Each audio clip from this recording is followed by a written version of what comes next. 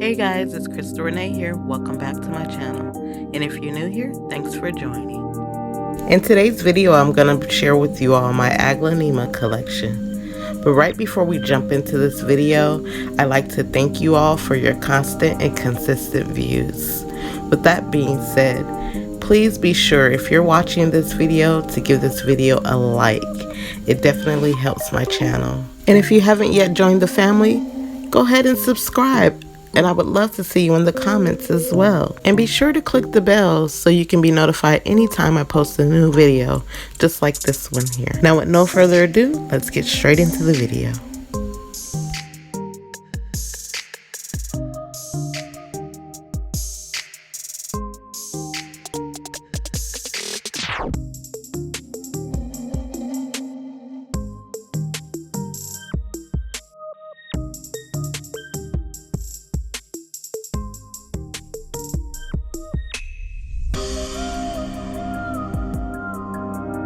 First up is my Aglaonema Emerald Beauty, also known as the Maria. If you already own this plant, you would know that this plant is typically easy to care for. When it comes to its growth, I wouldn't say that it's a super fast grower, and I also wouldn't say that it's a super slow grower either. So I would put it fairly in the middle because I'm constantly seeing new growth on this plant. But it does take a minute for the leaf to completely pop out and unfurl. Speaking of new leaves, this is what a new leaf typically looks like when it's trying to come out from the stem before unfurling. Now, because I've had my Aglaonemas for over a year now, I'm kind of used to their care. I keep mine in indirect bright light. Although they thrive for the brightness of the light, you don't want to have them in direct bright light because that will indeed burn the leaves. But because the foliage is darker on this particular Aglaonema, it can thrive in lower light. But lighter Aglaonemas such as this Aglaonema Alumina thrives more in brighter light. The lighter the foliage, the lighter the sunlight you want to give your Aglaonema. Now this particular Aglaonema I find to be a bit more rare than the others. I say that because I have yet to see this in any big box stores or local nurseries, and I rarely see it on online shopping sites as well. So that is why I find it a bit rarer and harder to find. Now, when I first purchased this plant, I got it from an Etsy shop online. I did do a video on this plant. I purchased it thinking it was a philodendron silver sword. When I got it, I realized that it was not. It looked completely different, and it looked similar to the Aglaonema Emerald that I had here at my home. So I did my research and come to find out that this was indeed an Aglaonema Alumina. Now when it comes to propagating, I did just that when it comes to this portion here. This is the bottom portion of the top portion that you just saw in the last clip. When I chopped it at the taller stump.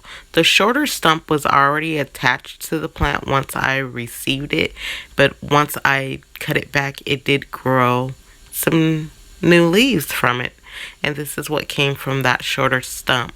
Now as you can see, the taller stump has produced its own new leaf as well, and growing a new leaf currently as well, and also shooting out another growth point. Now as you can see, I was originally growing the mother plant in leca, so I did continue growing the mother plant in the leca.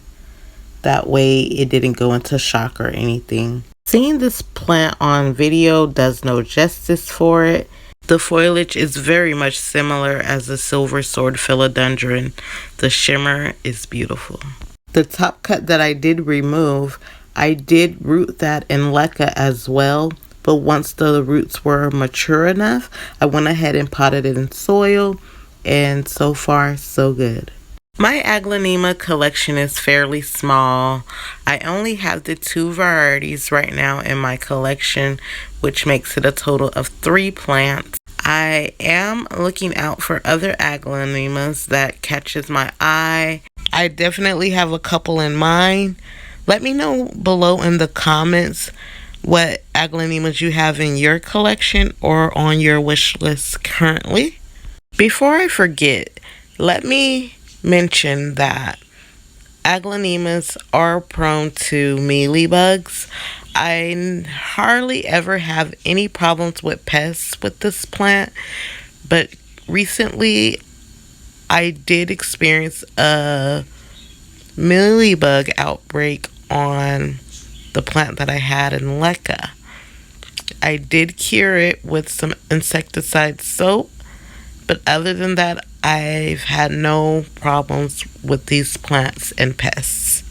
When it is time to water, you do want to water thoroughly and let dry completely before your next water. Also, when your leaves feel a bit softer to the touch, that is an indication that your plant needs watering as well. I most definitely would consider this plant to be an easy plant for beginners. So if you're new to plants, this is a plant that I would recommend you add to your collection because it rarely will give you any fuss and you should easily be able to maintain its health.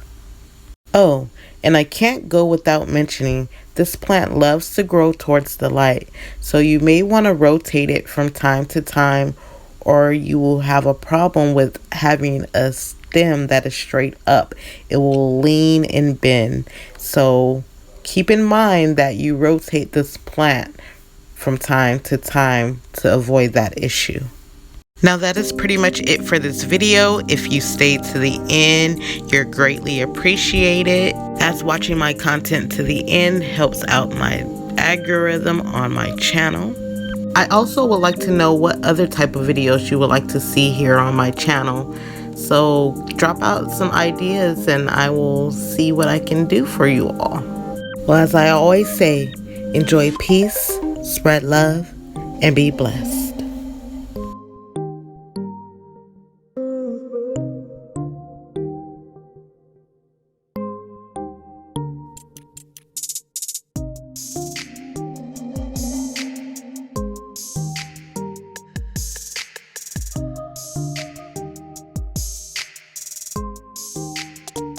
Hey, don't forget to follow me on all social media platforms. And until next time, happy growing!